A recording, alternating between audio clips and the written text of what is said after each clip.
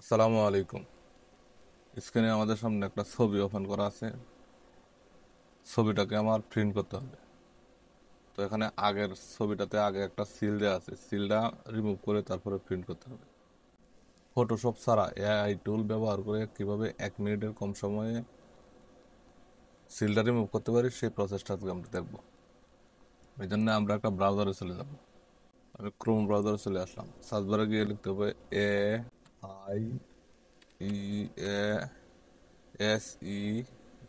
AIESE.ai, লিখে enter press করলে এরকম একটা ওয়েবসাইট আমাদের সামনে ওপেন হবে। এখানে অনেকগুলো টুলস রয়েছে কাজ করার জন্য। তো আমরা ছবি থেকে আজকে সিল রিমুভ করার যে টুলটা আছে সেই টুলটা ব্যবহার করব। এখানে আছে all removal, all watermark remover, all background remover, AI object remover, clean up picture. আমরা ক্লিন আপ পিকচারে ক্লিক করি। এবার এখানে ক্লিন আপ পিকচার নাও।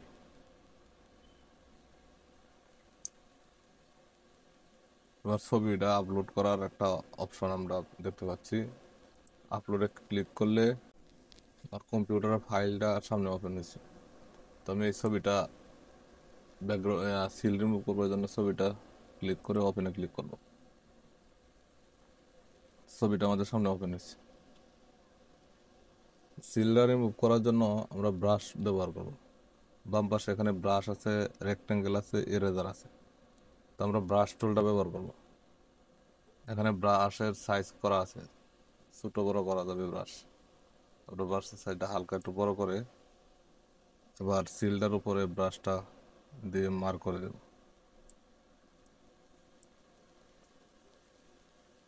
মার্ক করে দেওয়ার পর এখানে রিমুভে ক্লিক করতে হবে। আমরা দেখতে পাচ্ছি একদম পরিষ্কারভাবে ছবির থেকে সিলটা রিমুভ হয়ে গিয়েছে কোনো প্রকার ঝামেলা ছাড়াই। এবং ছবির রেজুলেশন যেটা ছিল ঠিক সেরকমই আছে এবং ছবির ব্যাকগ্রাউন্ডও ঠিক আছে এবং ছবিতেও কোনো পরিবর্তন আসেনি। তো আমরা এবার এটা ডাউনলোড করে নেব।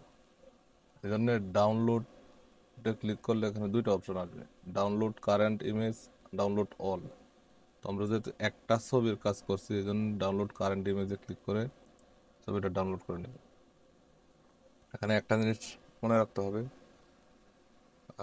ছবিটা ডাউনলোড করার সময় প্রথম অবস্থায় ইমেল এবং পাসওয়ার্ড দিয়ে লগ ইন করে নিতে হবে। আমার ইমেল এবং পাসওয়ার্ড দিয়ে আগে থেকে লগ ইন করা ছিল, তাই সরাসরি ডাউনলোড হয়ে গেছে।